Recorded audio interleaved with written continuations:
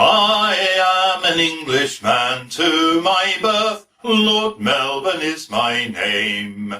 In Devonshire I first drew breath, that place of noble fame. I was beloved by all my men. From my birth of Melbourne, in Devonshire I was to breath from like some blue. I was beloved by all my men.